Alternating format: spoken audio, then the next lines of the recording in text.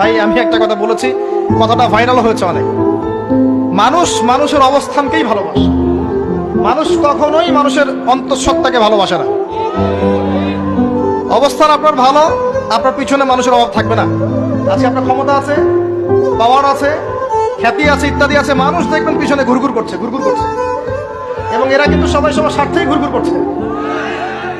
এর বাইরে আল্লাহ পাক কিছু মানুষের মনে আল্লাহর পক্ষ থেকে মহব্বত দেন, এটা আলাদা বিষয়।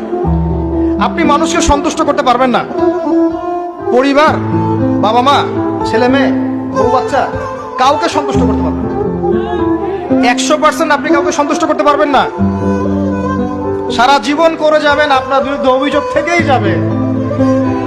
শুধু আল্লাহ রাব্বুল আলামিন অপেক্ষা করে বসে আছেন, আপনি কখন তওবা করে তার দিকে ফিরে আসবেন। দেন দিন আল্লাহ পাক আপনাকে মাফ করে দিবেন ইনশাআল্লাহ।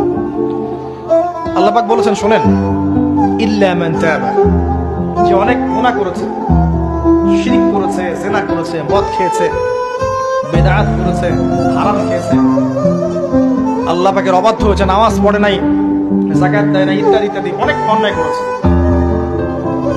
একদিন তওবা করে ফিরে এসেছে, আল্লাহ পাক বলেছেন ইল্লা মান তাবা, যে ব্যক্তি তওবা করে ফিরে আসলো, ওয়া আমানা, এবং ঈমান নিয়ে আসলো, ওয়া আমিলা আমালান সালিহান, এবং এখন থেকে সৎ আমল করা শুরু করলো, হোক সে নারী বা পুরুষ, যে কেউ, যে কোনো বয়সের, যে কোনো বর্ণের, যে কোনো ভাষার, যে কোনো দেশের, এগুলো কিচ্ছু যায় আসে না আল্লাহ পাকের। ইন্নাল্লাহা লা ইয়ানজুরু ইলা আজসামিকুম ওয়ালা ইলা সুওয়ারিকুম ওয়ালাকিন ইয়ানজুরু ইলা কুলুবিকুম ওয়া আমালিকুম। আল্লাহ পাক শুধু কলব দেখেন, আমল দেখেন, রক্ত মাংস বর্ণ এগুলো দেখেন না। আল্লাহ পাক ফিরে এসেছে, আমল, ঈমান এনেছে, আমল সালেহ করেছে।